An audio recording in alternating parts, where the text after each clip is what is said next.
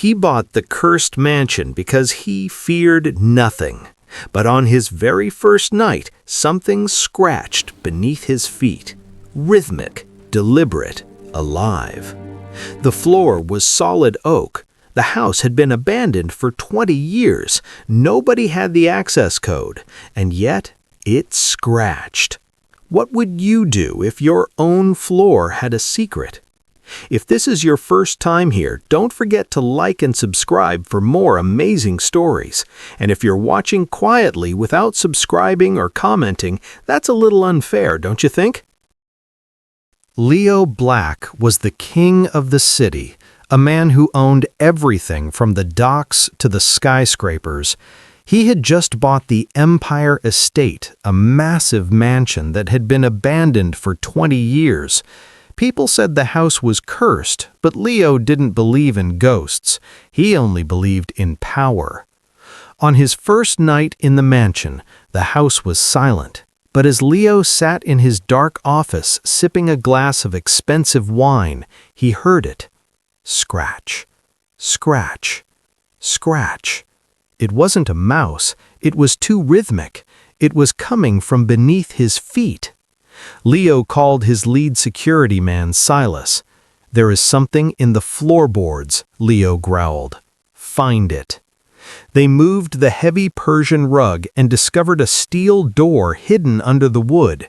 It had no handle and no keyhole. It was sealed with a digital keypad that required a 12-digit code. Leo's heart hammered. He had owned the house for a week and never knew this existed.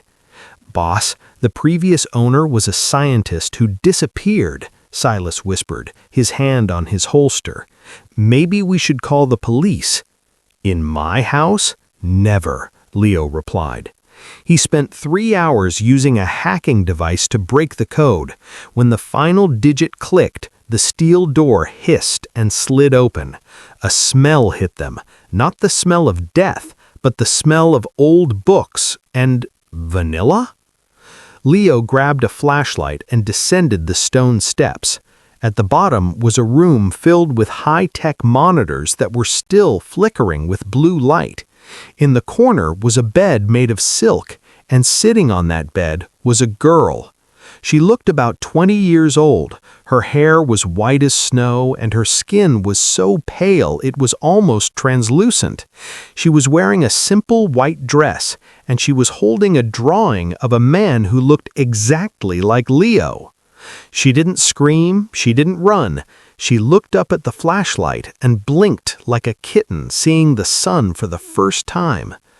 "Are you the one from the dreams?" she asked, her voice sounding like bells.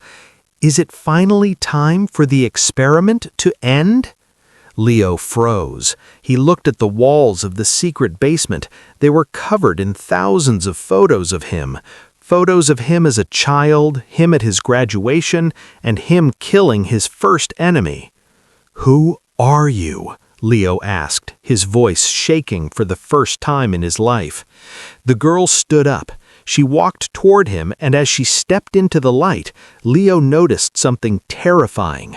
Around her neck was a heavy iron collar with a glowing red light, and on the wall behind her, a digital clock was counting down. 0059, 0058, 0057. "I am your shadow," she whispered, "and if you don't find the key in the next minute, the collar will ensure I never leave this room alive."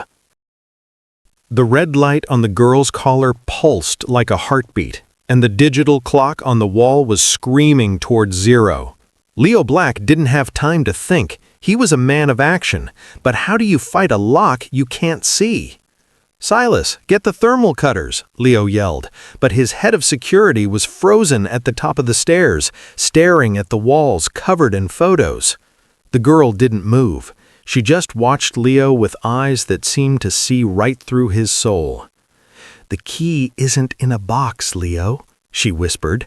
"The key is in your memory." Leo grabbed the collar with his bare hands. It was freezing cold, vibrating with a high-frequency hum. He looked at the keypad, 12 digits. He looked at the girl. "What is your name?" "Subject 7, but the man who kept me here called me the Mirror." Leo's mind raced. He looked at the wall of photos. One stood out, a picture of him as a 5-year-old boy holding a toy wooden soldier. On the base of the soldier in the photo, there was a date carved, 05/12/1998, 0015, 0014.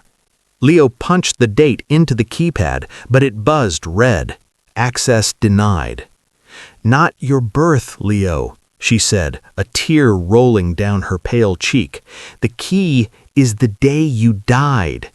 Leo felt a chill go down his spine. He had survived a car accident when he was 10.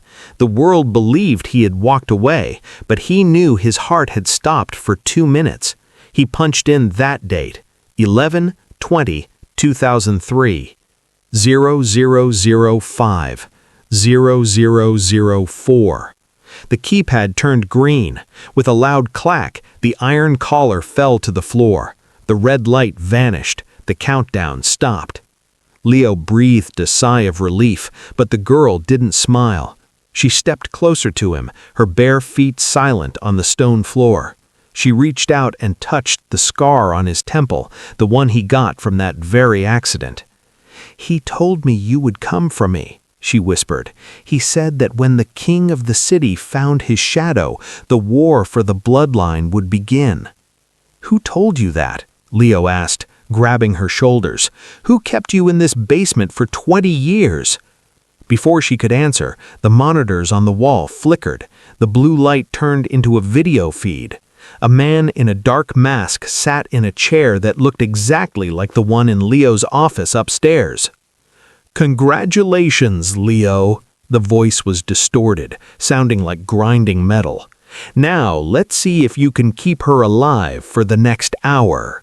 The hunters are already inside the gates." Leo looked at the girl, Subject 7. He didn't have a sister. His mother had died in childbirth, and his father was a ghost. But as he looked at her white hair and his own dark hair, he realized they had the exact same ring on their fingers, a crest he thought was unique to him. Suddenly, the sound of breaking glass echoed from the floors above. The hunters weren't just coming, they were clearing the house. The mansion was no longer a home, it was a hunting ground. Above them, the sound of heavy boots thudded against the floorboards. The hunters were systematic, moving from room to room. Leo looked at Subject 7. She was staring at the steel door they had just come through, her eyes wide with a mix of wonder and terror. "We can't stay here," Leo whispered. He grabbed a tactical vest from a weapon locker in the corner of the basement and slid it over her white dress. It was far too big for her, making her look even smaller and more fragile. "Is the sky really blue?" she asked suddenly, her voice barely a breath. "He told me it was made of fire to keep me inside." Leo paused, his hand on his pistol. "It's blue, and it's beautiful. I'm going to show it to you, but you have to do exactly what I say." He turned to Silas. "The back elevator leads to the garage, but they'll expect that. We take the laundry chute to the service tunnels. They're narrow and dark. Even the previous owners didn't put cameras there." They moved quickly. Leo led the way, his gun raised. As they reached the laundry room on the ground floor, the door kicked open. A man in a tactical mask raised a rifle. Bang! Leo was faster. The hunter slumped to the ground. Subject 7 didn't scream. She didn't even flinch. She walked up to the fallen man and looked at the blood spreading on the floor. "Red," she muttered, "just like the light on the collar." "Don't look at that," Leo said, pulling her away. "Keep moving." They slid down the chute, landing in the damp, stone-walled tunnels beneath the estate. The air was thick with the smell of earth and old rain. Silas followed, his eyes darting back toward the entrance. "Boss, why is she so calm?" Silas whispered. "She just watched you kill a man like she was watching a movie." Leo didn't answer. He had noticed it too. Subject 7 wasn't just a prisoner, she was different. Her pupils were perfectly round even in the pitch black, and she seemed to know exactly where the turns in the tunnel were before Leo's flashlight hit them. Suddenly, the girl stopped. She pressed her ear against the stone wall. "They aren't behind us anymore," she said. "How do you know?" Leo asked. "The ground," she replied. "The ground tells me where the heavy feet are. They are moving to the north exit. They are waiting for us at the end of this tunnel." Leo checked his GPS. She was right. The north exit was the only way out of the tunnel system. If the hunters were there, it meant there was a second traitor. Someone was feeding them their exact location in real time. Leo looked at Silas, then back at the girl. He realized the basement wasn't just a prison to keep her in, it was a bunker to keep something out. "There's a side vent," Leo said, his voice dropping to a low growl. "It leads to the old well in the forest. It's a tight squeeze, but it's our only shot." As they crawled through the narrow vent, the girl reached out and grabbed Leo's hand. Her skin was burning hot, like she had a fever. "Leo," she whispered, "if they catch us, don't let them take me back to the lab. Promise me you'll use the last bullet on me." They crawled out of the narrow well and into the damp forest. The moon was high, casting long, skeletal shadows across the trees. For the first time in 20 years, Subject 7 looked up. She gasped, her knees hitting the dirt. Above her, the stars looked like scattered diamonds on black velvet.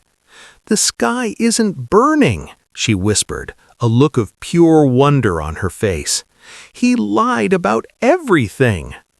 Leo didn't have time for her wonder. He scanned the tree line with his infrared goggles. "Silas, stay on the perimeter. We need to reach the safe house by dawn." As they moved through the thick brush, the girl began to stumble. Her breathing was heavy, and her skin was glowing, literally glowing with a faint golden light beneath the surface. Leo grabbed her arm and almost recoiled. She felt like she was boiling. "You're burning up," Leo said, his voice laced with concern. "Is this part of the experiment?" "The air," she panted, clutching her chest. "It's too much. In the basement, the air was filtered. Out here, the oxygen is triggering the serum." Suddenly, Silas hissed a warning. A drone hummed overhead, its red eye scanning the forest floor. They dove behind a fallen log. "Leo," the girl whispered, her eyes turning a vibrant, unnatural gold. "The masked man, he isn't just a hunter, he is the creator. He didn't just keep me in that basement to hide me, he kept me there to harvest me." "Harvest what?" Leo asked. "My blood," she said, pulling back her sleeve to reveal dozens of tiny silver scars. "I am not your sister, Leo. I am your cure. 10 years ago, when you were dying after that car accident, your father didn't just pray. He went to the black market. He found a scientist who could create a living battery, a person whose blood can heal any wound, cure any disease." Leo felt the world tilt. He remembered his miraculous recovery. He remembered how his father had suddenly become obsessed with the mansion's security. "They used my DNA to build her," Leo realized, his voice a horrified whisper. "She's a biological mirror, a clone designed to keep me immortal. And now the creator wants his masterpiece back," a voice boomed from the trees. The drone overhead exploded in a flash of light, and a dozen men in high-tech exosuits stepped into the clearing. At the center was the man in the dark mask. He held a remote device that made Subject 7 scream and fall to her knees. "Leo, be a good boy and return what doesn't belong to you," the creator sneered. "Without her weekly treatments, your heart will stop again within 48 hours. If you save her, you die. If you give her to me, you live forever. What is the king of the city's life worth?" Leo looked at the girl suffering on the ground, then at the man who had turned his life into a lie. He didn't look at his gun. He looked at the girl's hand, which was searching for his. The Creator stood at the edge of the clearing, his dark mask reflecting the golden glow coming from Subject 7. The 12 men in exosuits raised their weapons, their lasers painting red dots all over Leo's chest. 48 hours, Leo, the Creator said, his voice mocking. That's how long your heart has before it forgets how to beat. Give her to me, and I'll give you the serum that keeps you alive. It's a simple trade, your life for a shadow. Leo looked down at the girl. Her skin was so hot it was singeing the grass beneath her. She looked up at him, her golden eyes pleading. Do it, Leo, she whispered. I was born in a basement. I don't belong in the sun. Save yourself. Leo felt the heavy weight of his father's legacy. His father had created a monster to save a son, but as Leo looked into the girl's eyes, he didn't see a living battery. He saw a human being who had been tortured for his sake. I've spent my whole life being the king of this city, Leo said, his voice echoing through the trees. But a king who builds his throne on the bones of an innocent girl is just a tyrant. Leo didn't aim his gun at the Creator. Instead, he turned and fired a single shot into the drone control unit on the Creator's belt. Silas, now! Leo screamed. But Silas didn't move. He stood perfectly still, his gun pointed not at the hunters, but at Leo's head. I'm sorry, boss, Silas whispered, his voice trembling. They have my family. The Creator promised to let them go if I brought you both to the clearing. The Creator laughed, a hollow mechanical sound. Everyone has a price, Leo. Now grab the girl. As the hunters moved forward, Subject 7's breathing stopped. The golden light under her skin turned from a soft glow into a blinding white fire. A high-pitched hum started to vibrate the very air, making the hunters' exosuits spark and glitch. The defense mechanism, the Creator whispered, his voice suddenly full of fear. Back away, she's hitting critical mass. Subject 7 stood up. She wasn't a fragile girl anymore. She was a pillar of pure energy. She reached out and touched the air, and a shockwave of golden light blasted outward. It didn't hurt the trees, and it didn't hurt Leo, but when it hit the hunters, their electronic suits shorted-circuited, locking them in place like statues. The Creator scrambled backward, his mask falling off to reveal a face scarred by old chemical burns. You don't understand, he yelled. She isn't just a cure. If she leaves this forest, she'll be a beacon. Every government, every mafia, every monster on Earth will hunt you to the ends of the world to get a drop of her blood. The light faded, and Subject 7 collapsed into Leo's arms. The golden glow was gone, replaced by a deathly gray paleness. Leo, she coughed, a small trail of silver blood trickling from her nose. The light, it was my life force.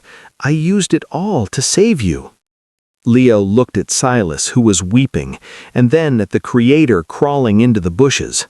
He had a choice. Find the serum to save himself, or use the last of his resources to hide the girl who had just died a little bit to keep him free. The forest was silent as the hunters lay frozen in their suits. Leo didn't look back. He scooped up Subject 7, her body now as cold as ice, and ran toward his hidden backup car. His chest tightened. A sharp electric pain stabbed at his heart. 47 hours, the clock was ticking. Without the girl's blood treatments, Leo's own body was starting to shut down. But he couldn't take her blood now, not while she was this weak. Silas, Leo growled into his radio as he drove, if you want to save your family, you have one chance. Tell me where the ghost doctor is hiding. Silas's voice came through, cracking with shame. The old shipyard, Warehouse 9. But Leo, he's not just a doctor. He's the one who helped the Creator build her. He might try to finish the job. Leo pushed the car to its limit. They reached the foggy docks of the shipyard an hour later. Inside Warehouse 9, the air smelled of salt and chemicals. A man with thick glasses and silver hair sat surrounded by glowing tubes of blue liquid. This was Dr. Vane, the ghost doctor. "You brought her here?" Vane whispered, looking at the pale girl in Leo's arms. "You were supposed to be the king of Chicago, Leo. Why are you risking your immortality for a prototype?" "She's not a prototype," Leo hissed, pinning the doctor against the wall. "She saved my life. Now you're going to save hers." Vane looked at the girl's silver blood on Leo's shirt. "She hit critical mass. Her cells are eating themselves. I can stabilize her, but I need a stabilizer, something that matches her DNA but is stronger." "Use mine," Leo ordered. "If I take your blood in your current state, your heart will stop in 10 hours, not 40, Vane warned. "You will die so she can breathe." Leo looked at the girl. She had spent 20 years in a basement so he could live forever. He lay down on the table next to her and held out his arm. "Start the transfer." As the tubes connected them, a strange thing happened. As Leo's dark blood flowed into her and her silver blood flowed into him, their minds began to blur. Leo didn't see the warehouse anymore. He saw her memories, the lonely nights in the basement, the way she had memorized his face from photos, and the way she had prayed for a brother she never knew was her source. Suddenly, the warehouse doors were ripped off their hinges. It wasn't the Creator this time. It was a group of men in suits that cost more than the mansion. The High Table, the secret council that truly ran the world's mafias. "The experiment has gone on long enough," the leader said, raising a silenced rifle. "The king and his shadow must both be deleted." The warehouse doors hung off their hinges as the High Table's elite soldiers stepped in. These weren't street thugs. They were the erasers. Men hired to clean up the messes of the world's most powerful families. They didn't care about the miracle blood. They only cared about removing the evidence of the experiment. "The transfer is only 40% complete," Dr. Vane shouted, ducking behind a heavy metal desk. "If you break the connection now, they both die." Leo felt the cold bite of the needles in his arm, but he couldn't feel his own body anymore. Instead, he felt a strange electric vibration. He closed his eyes, and suddenly he wasn't looking through his own lids. He was seeing the warehouse from across the room. He was seeing himself lying on the table through the eyes of Subject 7. "Leo?" Her voice didn't come from the air. It echoed inside his brain. "I hear you," Leo thought back. "Stay calm. I can feel your strength." The first eraser raised his rifle, aiming for Leo's heart. In that split second, Leo didn't move his own hand. He felt Subject 7's hand twitch. The mental link was so strong that they were sharing their nervous systems. Leo provided the tactical knowledge, and she provided the raw, supernatural speed.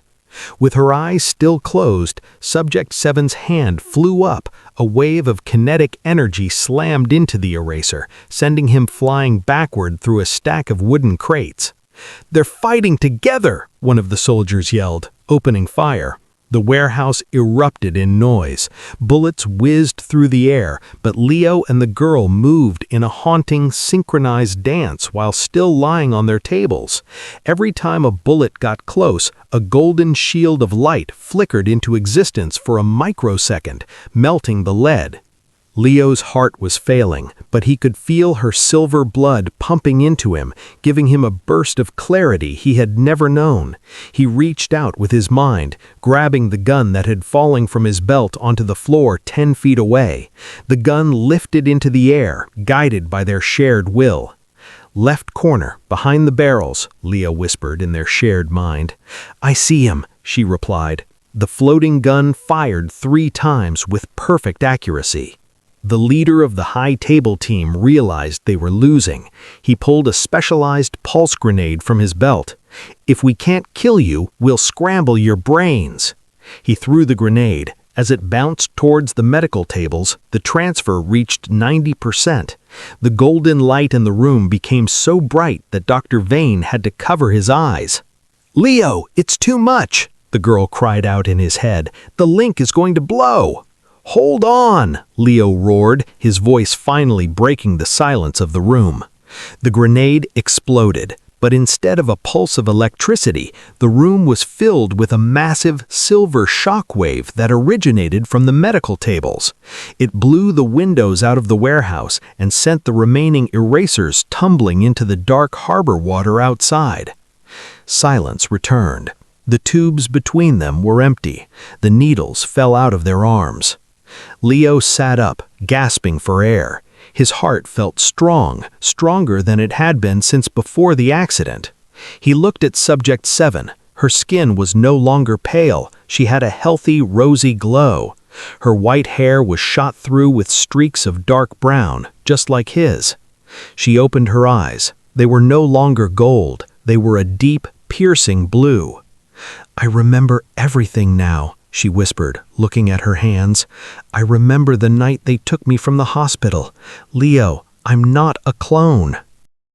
The silver shock wave had cleared the air, leaving only the sound of heavy breathing and the crackle of a small fire in the corner of the warehouse. Leo sat on the edge of the medical table, feeling a strength he hadn't felt since he was a child. He looked at Subject 7. She wasn't a shadow anymore. She was glowing with life. "What do you mean you aren't a clone?" Leo asked, his voice low and urgent. She looked at him with those deep blue eyes, the same blue as Leo's. The mental link, when our blood touched, it opened a door in my mind. I didn't see lab reports or test tubes. I saw a nursery. I saw a woman with a necklace that had 2 lockets. She reached out and touched Leo's neck. "The scientist, the creator, he didn't build me in a lab, Leo. He stole me. My name isn't Subject 7. My name is Mia." Dr. Vane, who had been hiding behind his desk, slowly stood up. He was shaking, clutching a tablet to his chest. "I tried to tell your father," Vane whispered. "I told him the experiment was a crime against nature." Leo stood up, his height looming over the old doctor. "Tell me the truth, Vane, now." "Your mother didn't just have one child that night," Vane confessed, his voice cracking. "She had twins, but the doctors told your father that the girl died at birth. It was a lie. The creator, the lead scientist at the hospital, stole Mia because he realized she was born with a hyper-immune system. She was a medical miracle. He convinced your father that he could create a cure for you using your DNA, but all he did was use your own sister as a biological factory." Leo felt a rage so cold it felt like ice in his veins. His father hadn't just bought a cure, he had been tricked into letting his own daughter be tortured in a basement for 20 years while he mourned her death. "He made us believe we were master and shadow," Leo hissed. "He made me believe I needed her blood to survive, just so I would keep her a prisoner for him." Suddenly, the tablet in Vane's hand beeped. The screen flickered to life, showing a GPS map of the shipyard. Red dots were closing in from every direction: land, sea, and air. "The high table isn't just sending erasers anymore," Vane gasped. "The creator has activated the final protocol. He's going to burn this entire shipyard to the ground to erase both of you." Mia stood up, her movements fluid and confident. She didn't look like a girl who had lived in a basement. She looked like a Moretti, the true bloodline of the city.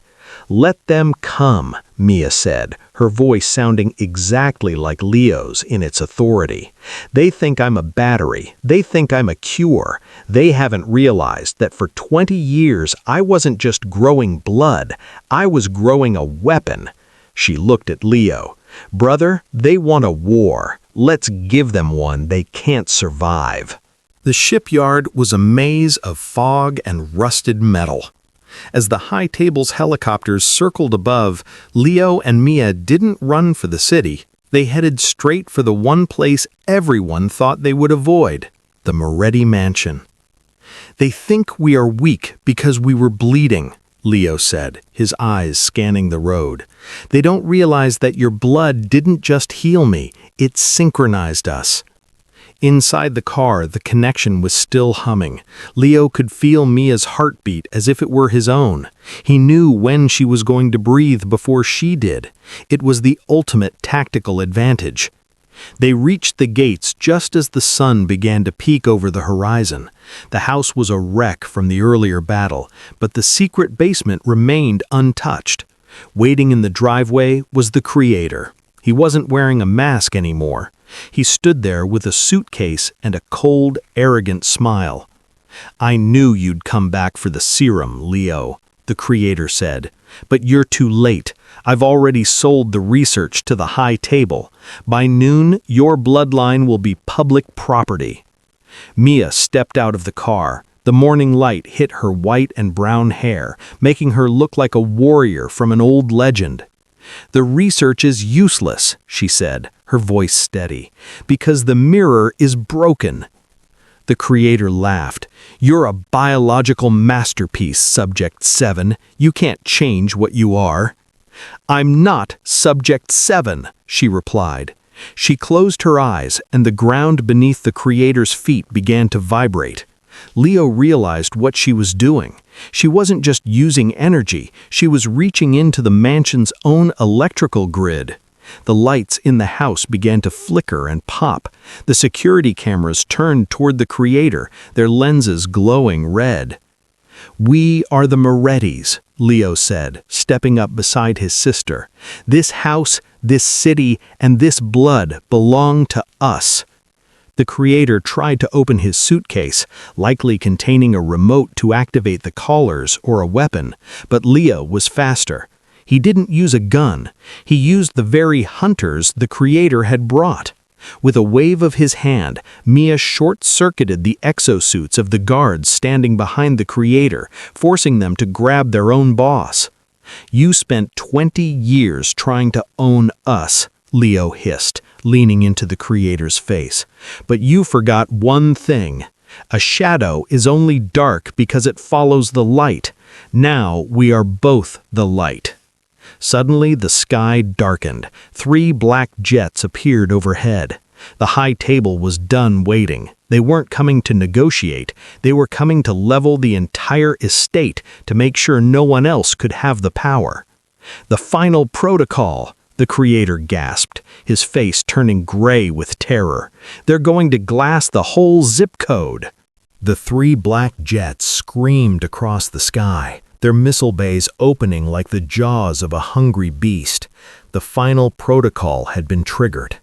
To the high table, Leo and Mia were no longer assets. They were a threat to the world order. "They're going to level everything," the Creator screamed, trying to crawl away. "You can't fight the sky." Leo looked at the horizon, then at Mia. His heart was beating in perfect rhythm with hers. "We don't have to fight the sky," Leo said, reaching out his hand. "We just have to change the rules." Mia took his hand. As their fingers locked, a massive pillar of silver and gold light erupted from the ground, shooting straight into the clouds. It wasn't an explosion, it was an EMP, electromagnetic pulse, so powerful it turned the morning sky a deep, shimmering purple. The jet's electronics died instantly, their engines flamed out, and the pilots were forced to eject as the billion-dollar machines tumbled harmlessly into the distant ocean. The high-tech satellites watching the mansion went dark. For a few minutes, the Moretti estate became a dead zone where no technology on Earth could reach. In the sudden silence, Leo walked over to the Creator. The man who had spent 20 years playing God was now just a coward shaking in the dirt. "You wanted to see what happens when the king finds his shadow?" Leo whispered. "You're looking at it." But we aren't your experiment anymore. We are your replacement." Leo didn't kill him. He did something worse. He handed the creator a phone that was still working, connected to a private line. "The high table just lost 3 jets because of you. I told them you were the one who sabotaged the mission. They're coming for you, and I won't be here to stop them." As the creator began to scream for mercy, Leo and Mia walked back toward the ruined mansion. 1 month later, the Moretti Empire was reborn. The mansion was rebuilt, but the secret basement was gone, replaced by a garden of white roses. Leo sat in his office, but there were now 2 desks. Silas stood at the door, bowing lower than he had ever had before. "The families are waiting in the ballroom, boss, and my lady. They want to know the new law of the city." Mia stood up, her blue eyes sharp and calm. She no longer wore the white dress of a prisoner. She wore a suit of midnight blue, and the lion head ring sat proudly on her finger. "The law is simple," Mia said, her voice echoing through the halls. "We don't hide in the shadows anymore. We own them." Leo stood beside her, his hand on her shoulder. The man who was supposed to be a lonely king and the girl who was supposed to be a forgotten battery had become the most powerful duo in history. The city finally knew the truth. The Moretti bloodline wasn't just strong because of its money, it was unbreakable because it was one soul in 2 bodies. The king had found his shadow, and together they ruled the light. If you like this story, please leave a like and drop a comment. Also, please subscribe and turn on notifications so you won't miss the next interesting story. We wish everybody watching a good health and light in our path.